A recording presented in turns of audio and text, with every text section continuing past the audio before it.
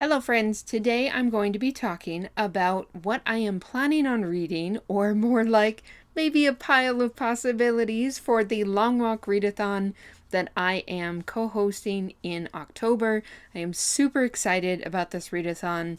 This is part of the series of Stephen King based readathons that Jake from the Bookish Drummer and Stacy from the Chapter Conundrum have been doing for a couple years running now. They're always super fun. I really enjoy that community, and I love all the work that Jake and Stacy have put into this. If you have not heard me talk about this readathon before, I will put the announcement video that Jake and Stacy did up in the cards. I did my own little announcement video, but I think they have a lot more details in there, so that'll, if you haven't heard me talk about it, that'll give you a much better idea of what all the rules are, how the video, or how the readathon is going to work. So check that out if you're not already familiar.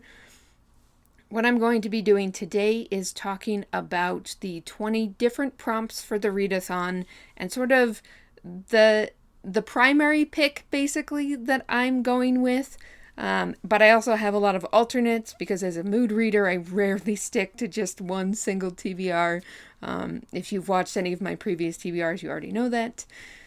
And I also want to note that I am not going to be getting deep into any synopses on any of these books because that would take forever. It's already going to take me a bit to get through all 20 prompts. I don't want to be here for an hour. You don't want to watch me talk about TBRs for an hour. So I will try and get through this relatively quickly, and hopefully it gives, if you are participating, hopefully on Team Running Man, then it'll give you an idea of some options and lets me kind of talk about the books I'm excited to read in October. So without any further ado, I will get into the prompts. The first prompt is a book with a road or someone walking on the cover, as you would expect for the long walk. And continuing on that theme, I am planning on actually reading The Long Walk by Stephen King. This is obviously, well, writing as Richard Bachman. It's obviously the book that the readathon is based on. Out of all of the co-hosts, I think I have read the least of Stephen King, so I did sneak a couple of those on here. And I'm curious to read this and then hopefully watch the movie while the readathon is going so that I know what it's based on. I don't have a lot of alternates for this one because I think that is more than likely what I'm going to end up going with just because it fits the theme super well. But if for some reason I really hate the long walk and need to DNF it, I do have a formerly DNF'd book, so we'll see if this is a real option. But The Very Secret Society of Irregular Witches by Sangu Mandana is sort of romance fantasy, not romantasy, but sort of like cozy fantasy romance, I think. And I wasn't in the mood for it last time I picked it up because I'm not necessarily a big fan of kid characters, but it seems like it would be sweet, maybe a nice cozy alternative to all of the creepy books. We'll see. For prompt number 2, it is a book that includes a competition or trials, and I knew I had to try and sneak this on somewhere, so I will be picking up this incredibly chonky boy, The Will of the Many by James Islington. Islington? I'm not totally sure. I have heard people rave about this series. I've always been a little hesitant because it gets comped to Red Rising a lot. I'm really not a Red Rising fan. Sorry for my friends who do love that, but it's not for me. It also has a lot of Roman history, which I am interested in, so you'd think that would be something that would make it appeal more, but somehow makes it more intimidating to me. I don't know, my brain's weird. But I really do want to get to this because the sequel's coming out in November, so October is perfect time to finally get to this one. And the main thing that I know about The Will of the Many is that the main character is sort of masquerading as someone who is wanting to contribute to the elite in society and has to infiltrate an academy. So that seems like that's going to have lots of trials and competitions. I did confirm that with some of my friends who've read it, so should work.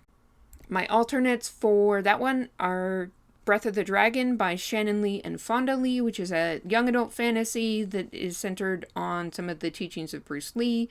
And I know for a fact that one includes a martial arts competition, so that would count. And The Queen of Blood by Sarah Beth Durst is one that someone else put in there because I think it also has a competition. I don't think that's YA, although I could be wrong, but that's a fantasy that I believe has plant horror in it. So that's another option. I do own that whole series because two of my friends really love it, and I have yet to get around to it. Prompt number 3 is a book with a character in a life or death situation, and for that, I am picking a book that I got a special edition of as part of a book box, and that is The Library at Hellebore by Cassandra. I think it's Kaw. I should have looked that up before this, but I really love this edition. I am very scared of this. It does have some pretty sweet edges, but I'm scared of this because A, it's apparently very gory and wild, and B, the last book that I read from Cassandra Kaw was Nothing But Blackened Teeth, which I didn't hate, but I also didn't particularly like, so I don't know how I'm going to feel about this. And amusingly, this is not the only book by Cassandra Kaw I have on this list, so I guess we'll be finding out. The main thing I know about this one is that there's a bunch of students at some magical academy that get trapped in the library because their graduation is surviving the teachers trying to eat them. So it sounds fun. I'm not a gore fan, so we'll see how it goes. And my alternate for that one is The Boys in the Valley by Philip Fracassi, which is a very wintry horror, religious horror, basically, where a group of students, I think it's an orphanage, run by some priests in the Midwest, in like the 19th century, I think, or 18th, 19th century. And I think there's some kind of demon possession that starts infecting the orphanage, so I have tried that one before. I wasn't in the mood to read something that creepy then, so it's an option for me this month if I don't like Library at Hellebore. Prompt number 4 is a book that shares a title word other than a, the, of, to, etc. with a game show. So for this one, I am picking an anthology. It's actually a nonfiction anthology. I wanted to mix up my genres a bit so that I didn't get burned out on anything. And I'm picking up Why I Love Horror, which is a collection of essays from various horror authors, obviously on why they love the horror genre. And this one fits because the game show I'm tying it to is Love Connection, so Why I Love Horror counts for that. The alternates that I have for this is Pyramids by Terry Pratchett, which connects to the $100,000 pyramid. And then I also have a cyberpunk thriller called The Price of Everything by John McGoran. I have not heard anybody talk about that book. It just showed up on a new release list for sci-fi, and it sounded very interesting. So if I don't end up liking Why I Love Horror, which seems a little unlikely, I might try and pick that one up. Prompt number 5 is a book by an author who uses a pseudonym or pen name. This is an easy pick for me because I have not quite finished all of T. Kingfisher's books, so I will be picking up her newest novella, which is What Stalks the Deep. This is the 3rd book in the Alex Easton novella series, which follows a soldier, sort of like Eastern Europe. Started with What Moves the Dead, which was a retelling of The Fall of the House of Usher by Poe, as you can see from my shirt. And then in What Stalks the Deep, I believe they're going into a coal mine in West Virginia. So that should be fun. We'll see. It's interesting how the creep level has kind of gone up and down with this series so far. So I'm curious to see where this one lands. Some other options are Soulless by Gail Carriger. I did try and DNF this earlier this year just because I wasn't vibing with the tone of it, but it's sort of like paranormal fantasy in London, which could work for me maybe on audio. Nettle and Bone by T. Kingfisher, which is another one of her books that didn't work great for me. I did DNF that one, so another second shot for that one. And then Into the Drowning Deep by Mira Grant, which is the pen name of Shauna McGuire, one of her pen names. So I'm scared of that one because it's chunky, it's sci-fi horror. I don't know if it's going to be too sci-fi for me. So all of these alternates are very sketchy. I more than likely will pick up What Stalks the Deep, but at least I have options. Prompt 6 is a book that has been or is being adapted. For this, I am picking up Incidents Around the House by Josh Malerman. I initially had a different pick for this option, but I am going to be participating in the horror bingo that Sarah from Wicked Reading, I think is the name of her channel, put together.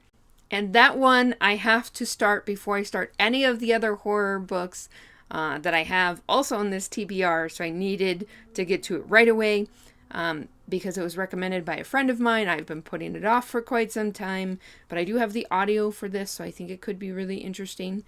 And the movie that's coming out for that is actually called The Other Mommy. So we'll see.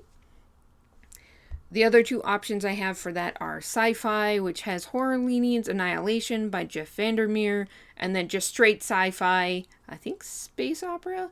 Not totally sure what subgenre it fits into, but that's Leviathan Wakes by James S.A. Corey. And that's another one that's been on my TBR for ages. I know a ton of people love it. I just have never gotten around to it. Prompt 7 is a book narrated by one of your favorite narrators, or if you don't do audiobooks, a physical book that someone else highly recommends on audio. So I wanted to give a couple options here in case you didn't already have picks for this one. I am going to be picking up The Devils by Joe Abercrombie, which is narrated by Stephen Pacey. Stephen Pacey does an incredible job with all of Joe Abercrombie's audiobooks. So I think he may not have narrated the YA series that Abercrombie wrote, but he's narrated all of the other ones.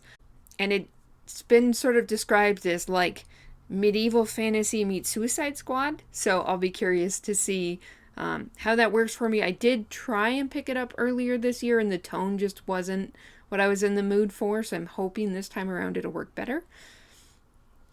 My alternates for that are The Bone Houses by Emily Lloyd Jones, which is narrated by Moira Quirk. I know this has some kind of Walking Dead element to it.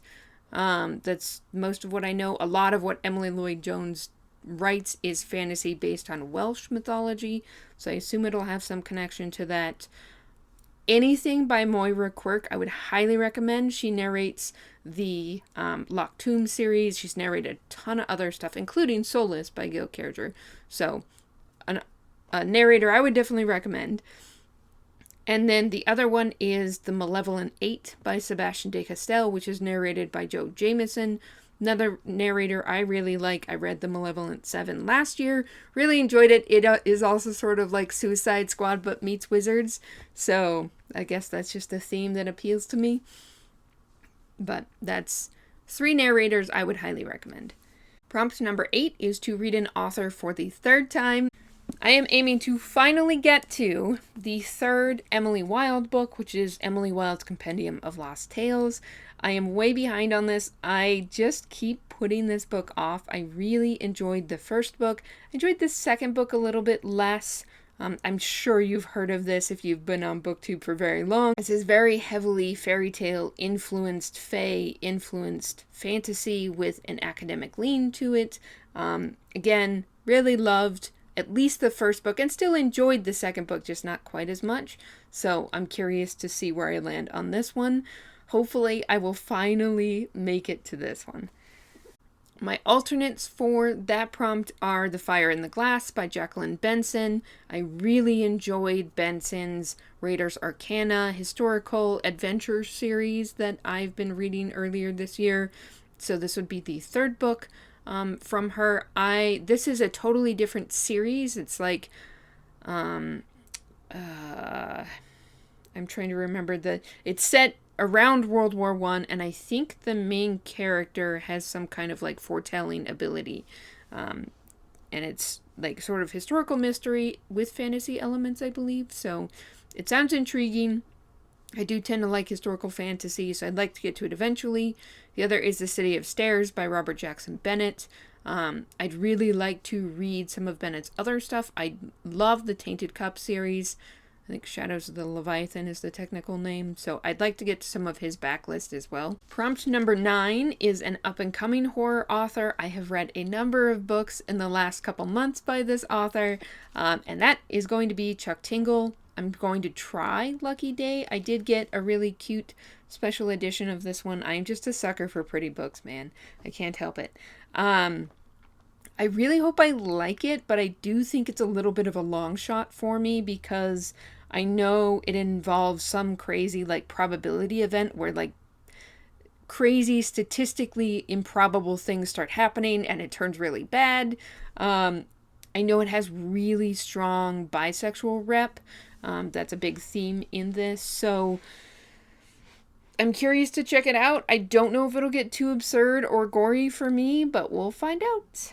And if that one doesn't work for me, I'm thinking I will either pick up Nestlings by Nat Cassidy, which is sort of a Rosemary's Baby inspired story, or I will pick up Gallows Hill by Darcy Coates, which I think is a haunted house story from Darcy Coates. I have read Darcy Coates once before, which was okay, but I'd like to read more of her horror. The one I read was more of like thriller type story, which isn't always my jam. Prompt number 10 is a book that has a predominantly white, black, or orange cover, so Halloween colors. This was such an easy pick for me, and the odds that I will pick anything but this book are very slim. And that is Asunder by Kirsten Hall. As you can see, you've got all three colors on there.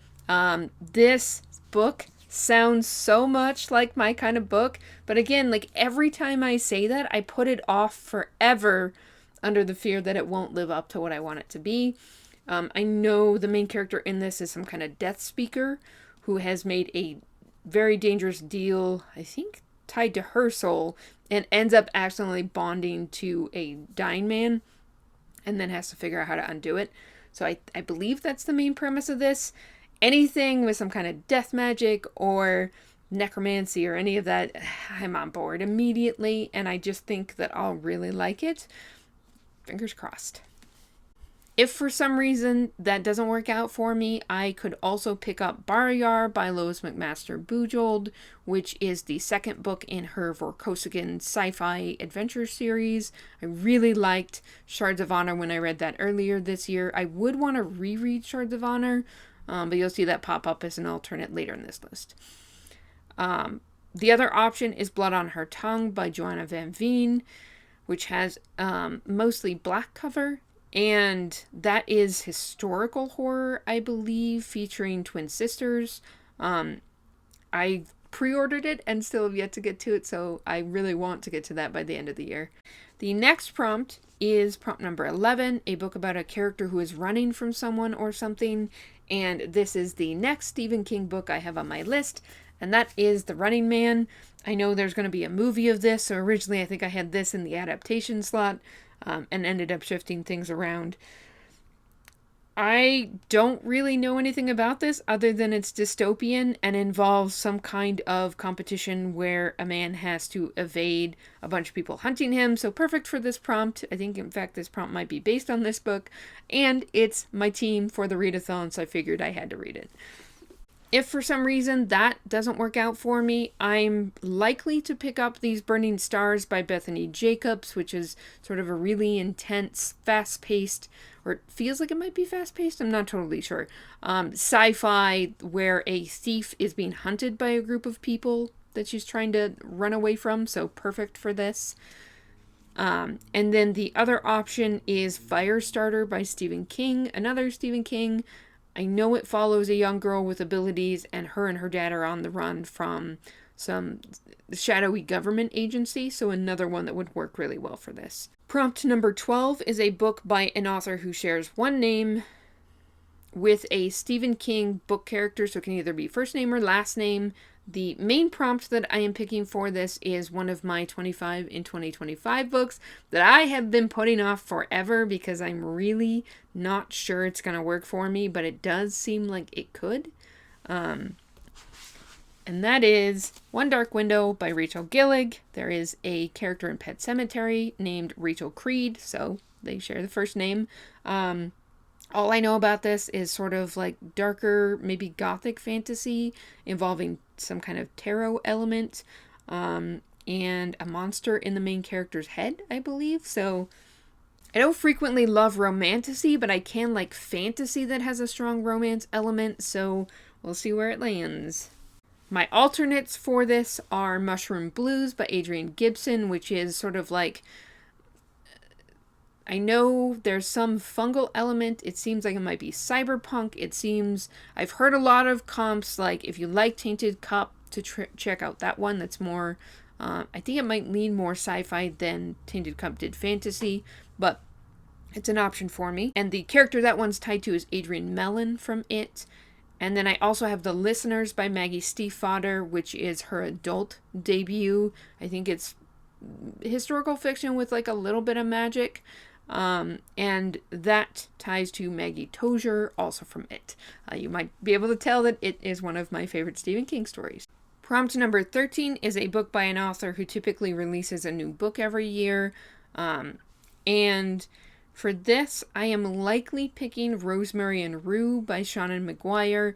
I have had this on my list for a very long time to read. It is sort of urban paranormal fantasy. I believe the main character, Toby, is like half fae and ends up getting involved in all the various creature worlds set in the modern day. So see how that goes. If that doesn't work for me, I also have the option of Last Time I Lied by Riley Sager. I've not picked up any thrillers by Riley Sager yet, so that would be a good option for me. There's also 2 different series for Lona Andrews that I could pick up. Either Burn For Me, which I think is more paranormal romance with fantasy, or Magic Bites, which is another urban fantasy. It seems like the urban fantasy authors just publish all the time, so it'll be one of those books. Prompt 14 is a book with a bully or a mean-spirited character. For this, I'm making a guess, and if it doesn't work out, I think I can count this book for something else. I just really want to get to it because, as I said previously, I'm a sucker for pretty editions. There's a gorgeous set that Illumicrate is doing for this, but I'm not buying it. I'm holding strong. I won't buy it unless I like this first book. And that is My Heart is a Chainsaw by Stephen Graham Jones. I'm a big Stephen Graham Jones fan. I haven't read this because I don't typically like slasher horror movies. However, I Was a Teenage Slasher in January of this year, so I feel like I might like this, even though I'm not always a slasher fan. But it involves a character in high school, so I feel like it's gonna have bullies in it, being both a slasher and being set in high school. So it feels like a safe bet. If you have read this and you know it doesn't fit, let me know and I'll figure out a different space to put this in. But I really, really want to get to it. So hopefully I love it. And then 2 options that came up on a Reddit list for good bully characters. So they should count, and that's Red Sister by Mark Lawrence, which is, I think, epic fantasy. And then, I guess they're both epic fantasy. The other is Inda by Sherwood Smith. So both of those are books I really do want to get to at some point. I own both of them, so wouldn't be sad if I ended up needing to read them for this, but hopefully the Stephen Graham Jones will work. Prompt 15 is a book set in a small town, and for that I wanted to mix things up a bit, so I will be picking up a historical mystery, and that is A Most Agreeable Murder by Julia Seals.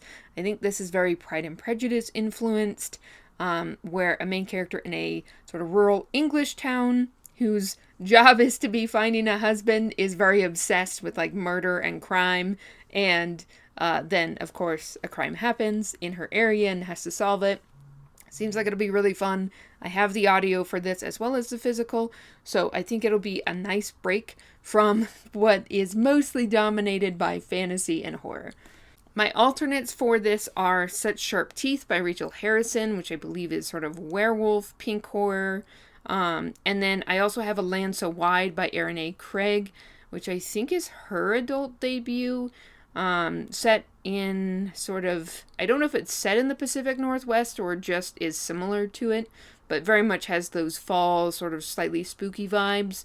And I got that one in an Aardvark box, so I do need to get to it relatively soon. I'm a little nervous because I have not seen the best reviews for that book, but it's on here as an option. Prompt 16, we're working our way there, almost done, is a book featuring something paranormal or the occult. And for this, I am going to be picking up Soul Searching by Lila Sage. I know Lila Sage has written, I think it's a cowboy romance series that I've heard a lot of people talk about. This one is a paranormal romance, which is more my jam. I am mostly picking this up because the Indie Archive, which is a book club run by Covers with Cassidy and Mel from Eleanor Reads, that they do with their Patreon, which I'm part of both, is reading in October, and I am so bad at participating in those book club reads, but I'd really like to get to this one. And maybe if I like it, I'll take a chance on Lila Sage's Cowboy Romances. I have never really been interested in cowboy romance. It's just not really a subgenre of romance I'm into. So, I don't know. Let me know if you've read Cowboy Romance and you think I should give it a shot. Cowboys are not my jam, man. I grew up in the southwest of Colorado. Like, I knew plenty of cowboys, and it's just not that appealing to me. So, I don't know. Let me know. The alternates I have, which I probably won't dip into unless I really don't like soul searching, is A Vile Season by David Ferraro, which I believe is young adult gay vampires, I think. At least the main character's a vampire. I've had that one on my list forever. Again, does not have the highest rating, so I don't know what to do with that, but I do still want to get to it at some point. And then another Shauna McGuire urban fantasy series that I think leans pretty heavily on Buffy influences is Discount Armageddon. So it's another option for me. Prompt 17 is a book with a character who is imprisoned or in police custody. This is one that's been on my list for the pick that I have for this prompt has been on my list for a very long time, thanks to Cassidy. And that is Along the Razor's Edge by Rob J. Hayes. This is, in fact, narrated by Moira Quirk. Why I haven't gotten to this yet, I don't know. I think mostly I'm just nervous that it'll be really dark. But I do think that the main character sounds like absolutely my kind of character, so I'm really hopeful for it. And I also know that she is a mage who has been imprisoned after her side basically lost the war and just is trying to escape. So, perfect pick for this. The two alternates I have are A Conspiracy of Truth by Alexandra Rowland. I believe it's a bard who's imprisoned in jail who's, I don't know the details, but I know that's the main character, so that one should fit. And then Shards of Honor, I could reread by Lois McMaster Bujold.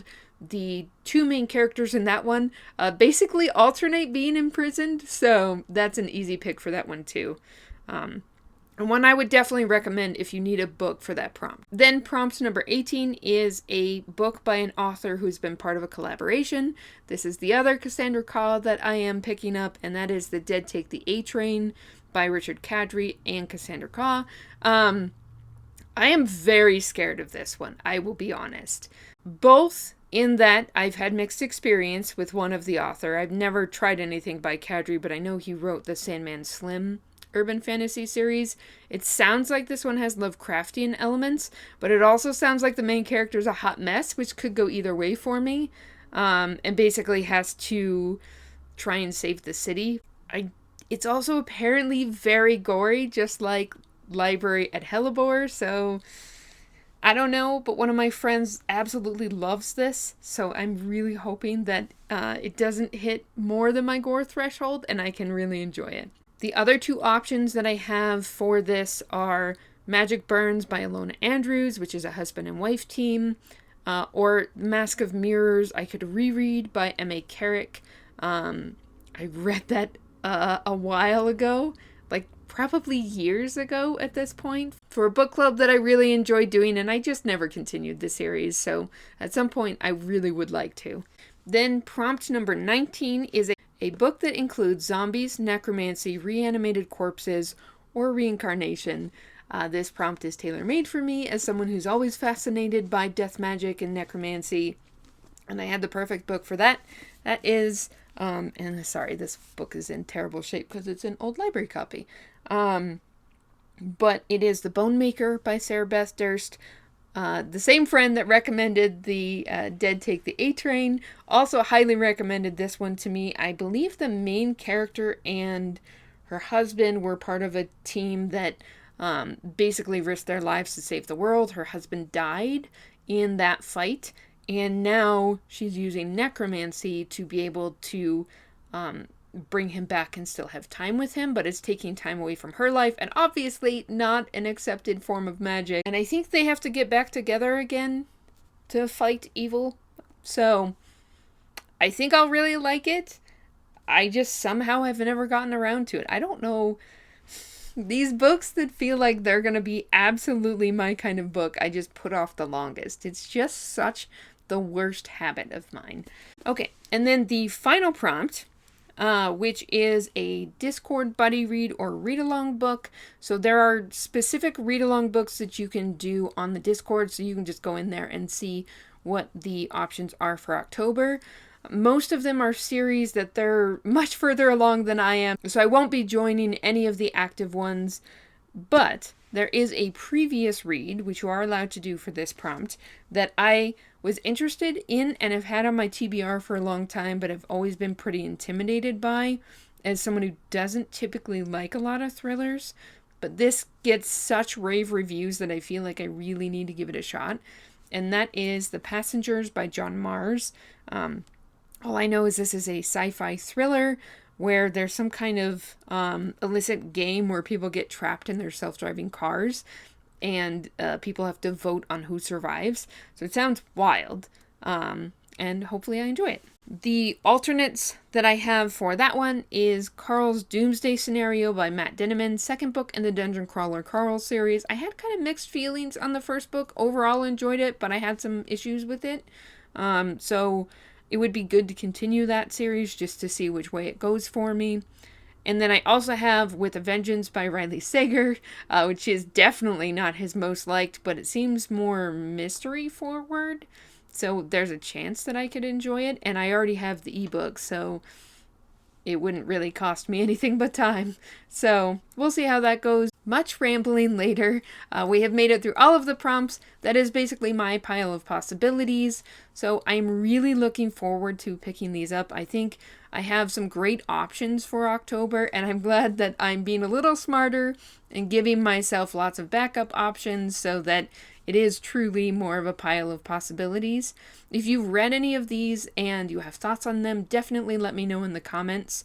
And if you don't have thoughts on any of the ones that I'm picking up, just let me know what you're excited to read in October, and I will see you in the next one. And don't forget, you can sign up for the Readathon until the end of September. And it's going to start on October 1st, and then the teams will be locked in. So I hope you join us. Bye!